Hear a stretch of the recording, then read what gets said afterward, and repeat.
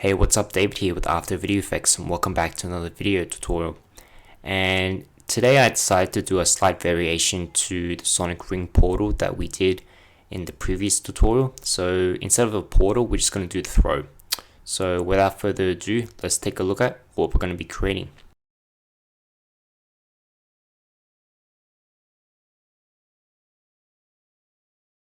Okay, so I hope you enjoy that. So let's get straight into it. So be sure to set your color channel to 32 bits and we're going to make a new comp. We'll call this ring throw.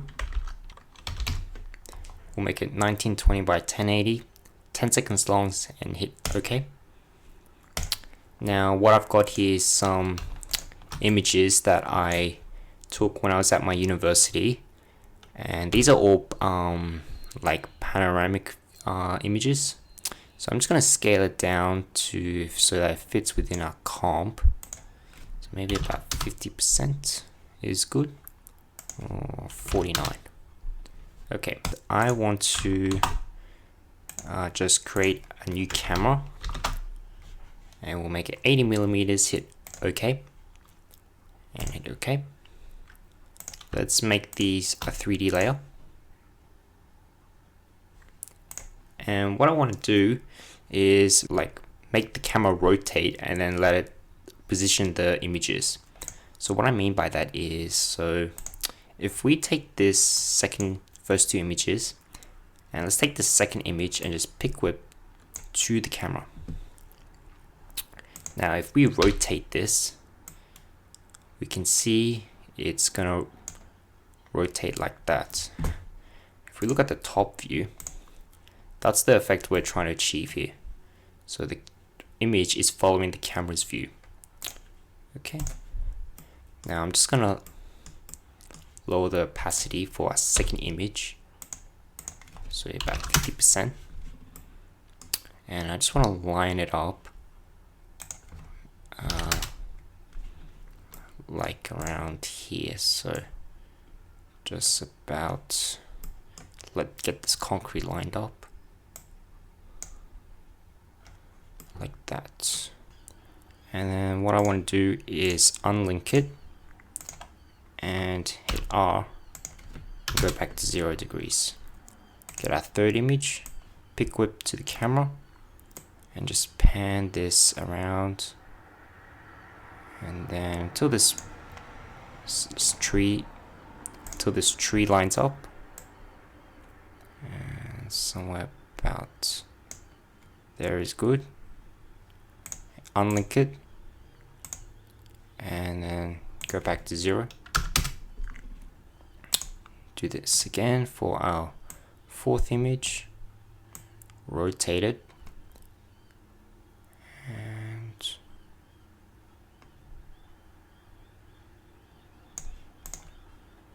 just slide this down a bit.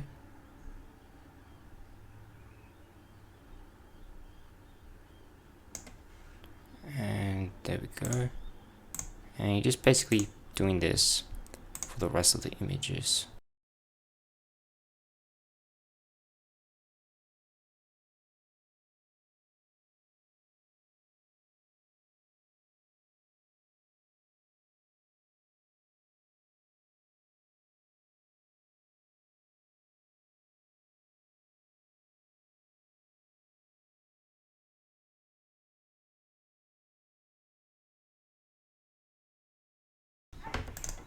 Okay, so once you've done that, we're going to hit a keyframe for our camera, move forward, and just go until the image ends.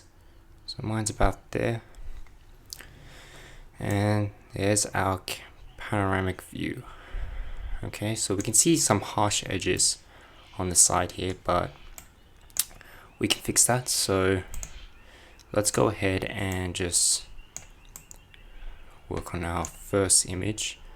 Let's go ahead and let's draw a mask on this first image and subtract it and hit F just feather it out. So we got a nice soft edge.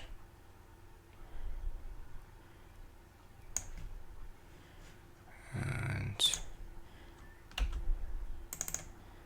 just maybe like that.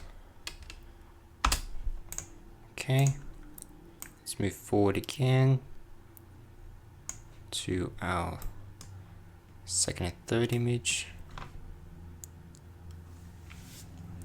and let's draw a mask on our second image, so just around here, and subtract that, F, feather it out,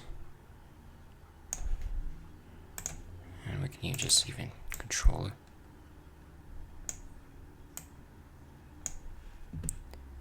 Just feather it out. Not too much, maybe just about like 20 pixels or something. Okay. And just look for any harsh edges. So this one looks pretty good, so I'm just gonna leave it.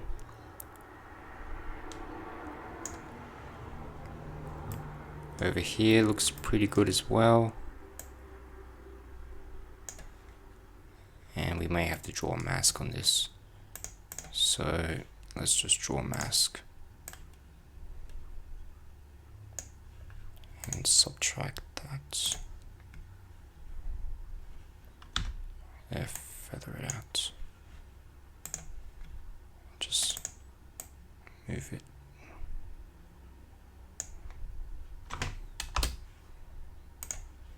Like there.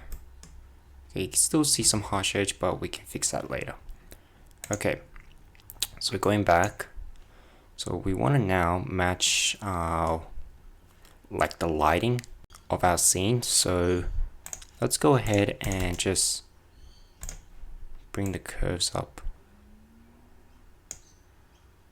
on this, like that. Maybe we can even add a brightness and contrast, so color correction, brightness and contrast. And we'll just bring the lightness down a bit, contrast up, maybe like 5 or something. Maybe like 5.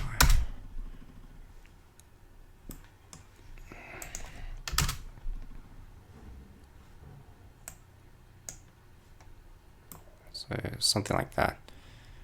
Okay, and then let's add a box blur, 3 iterations, and we'll blur out to like 50 pixels and repeat each pixels. Okay, maybe 40. Okay, and then we'll duplicate our curves effect, reset it, and what I want to do is crush some of the white, so that's a little bit dark, and maybe in between the second row, just give it a little bit of contrast, and maybe take away a little bit of red and add some blue. So looks like that. Okay. Alright, and then we can just copy these 2 effects on the rest of our images. So Control V.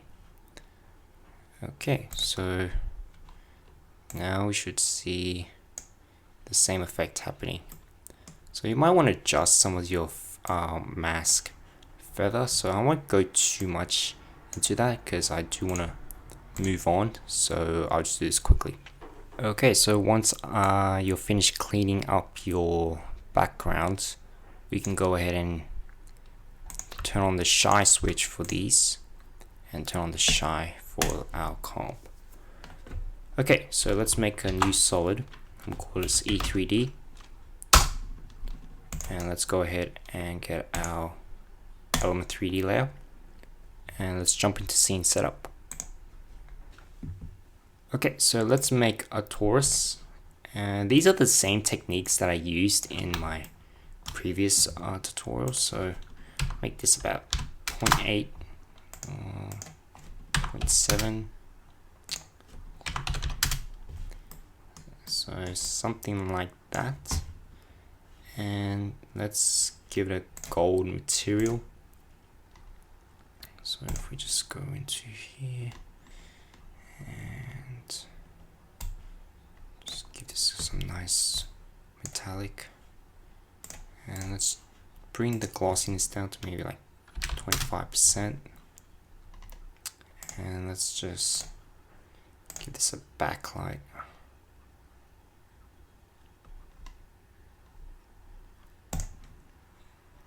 I think it was this one. Yeah, it was this one. And change the color to more of a goldish color, like that. And let's just give it some segments, so maybe about 35 by 25. Okay, so and hit OK. Now let's make a group null, and we'll call this ring null, null. And let's just scale it down to maybe about 75%, or maybe 65. And let's just give it some rotation here, maybe about 70, and just like that. Let's scale it down even more to maybe like 55. I want it to be pretty small. I mean, it is a ring, so yeah. Okay. Alright. So, okay. Let's go ahead and go into our top view. Let's shut the element and let's just focus on this null object. So let's bring it in a bit closer here and hit P, and let's go to the end and let's just position it in the center of our camera view here, so it's about there. So let's just push it out here, maybe like this, like that. And let's even create like a Bezier curve here, and just click that and just drag it out. So we got like this warp happening. So it's coming in like that. Okay, and let's just push it back even further here. Nice. Okay, let's go back into our active camera view, and let's just have a look at this. So it's going, let's just bring this down.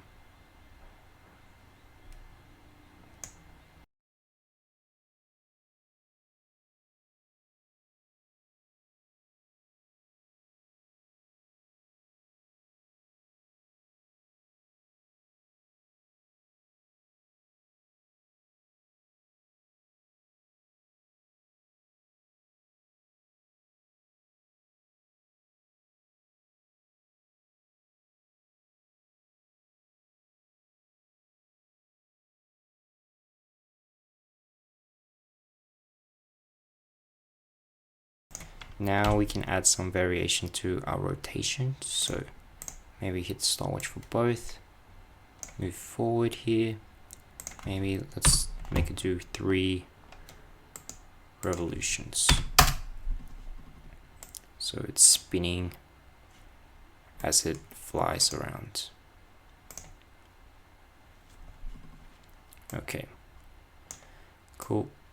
And we can hit U and then we can just get all the keyframes and hit F9 to smooth it out. Nice. Alright, so let's move on to adjusting this ring. So let's give it a little bit of a curves adjustment, make it a little bit brighter, so it just evens it out. And we can even turn down the specular for this, so maybe about 0.7. Okay, now let's add a light, make it ambient, hit OK, and there we go. So let's add a glow, so let's hit stylize glow, and let's make it A and B colors. So let's just make this like a goldish color.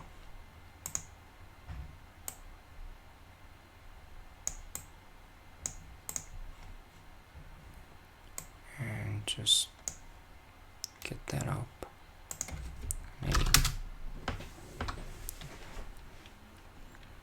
And just bring the threshold a little bit down.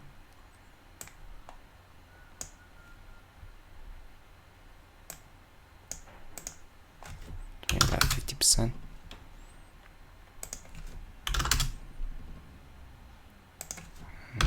Like that. And let's duplicate it. And let's make this like 100 and drop it to like 0.5 for the intensity. One more,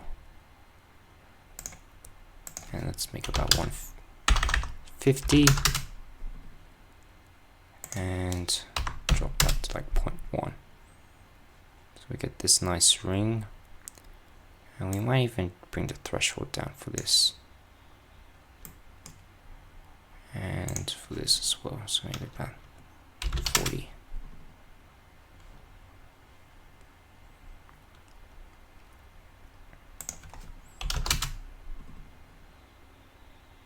Cool. That's looking nice. And let's go ahead and duplicate our E3D layer. And let's call this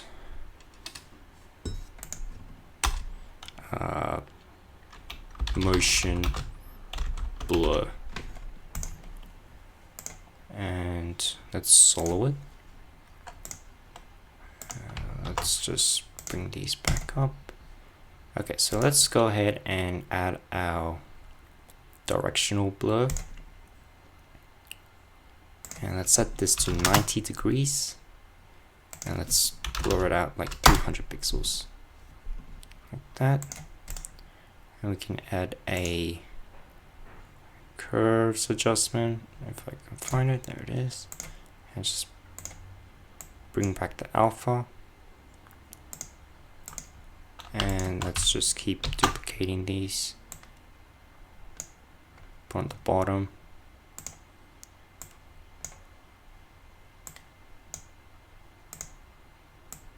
And like that, and we'll duplicate this one more time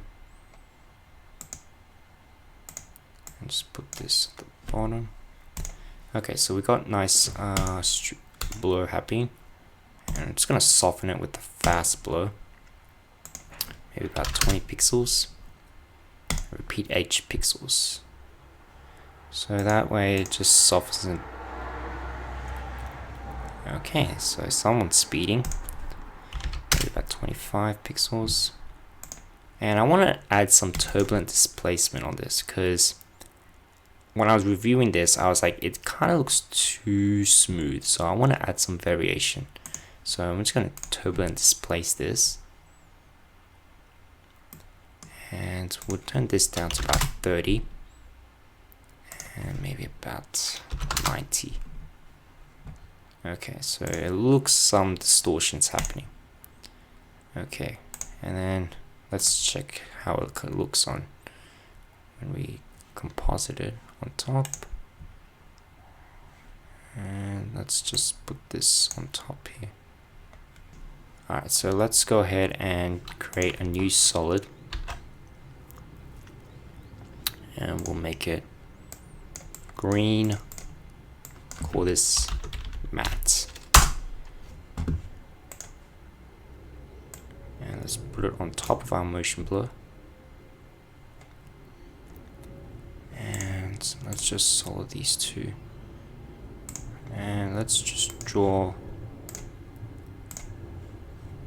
like a mask for the matte around starters. Let's start off with this area, so just come over here and just draw some nice Bezier. Oops. Like that, and let's go ahead and just draw a mask inside of this ring. And let's just bring that up like that, and hit F. We can feather both of these to maybe about 10 pixels.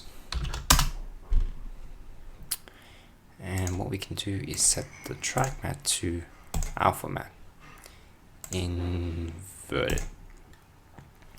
Okay, so that way we get something like this. So we can just adjust some of these points here.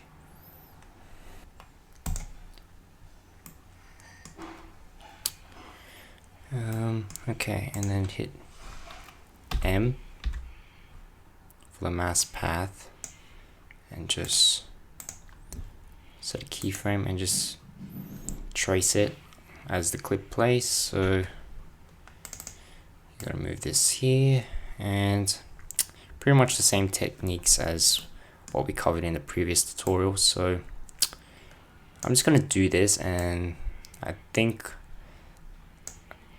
that'll be the end for part 1. So in part 2, what we're going to be looking at is creating the particles behind the ring, and also just doing some minor adjustments, plus doing some color correction and some vignettes. So yeah, I'm just gonna do this, and by the start of the next tutorial, I would have all complete this. So now would be a good time to just do your own thing. And okay, so I will see you in the next video.